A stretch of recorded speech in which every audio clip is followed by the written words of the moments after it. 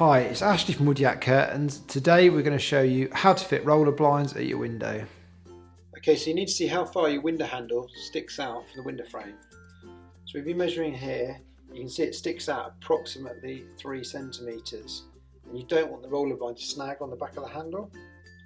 So if you can add an extra centimetre for safety, and if you just make up a 4 centimetre strip. Right, okay, so we've got a cardboard space that we've just made. And we know the brackets cannot sit any closer to the window frame than that, otherwise they're going to hit the handles. This is where the controls are going, so here we've got the cross-fix bracket. You could drill this, you could either drill it into the side or into the top.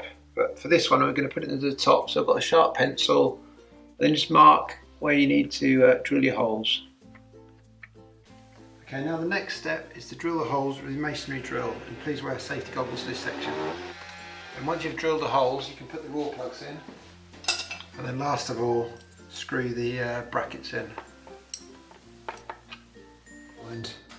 There's 2 different ends on the roller blind. You've got the slotted bit, the blue section, that's in the control section, that goes in last. And on the other end, you've got a spring-loaded pin, and this is the first bit you put in the brackets. Okay, and the final step is to make the blind completely child safe and just fit this bracket. Put the raw plug in.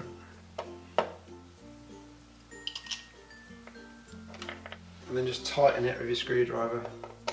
Hopefully you've enjoyed this video. Please can you give us a thumbs up and subscribe to our channel. If you've got any questions, please write in the comments below. Thank you very much. Bye.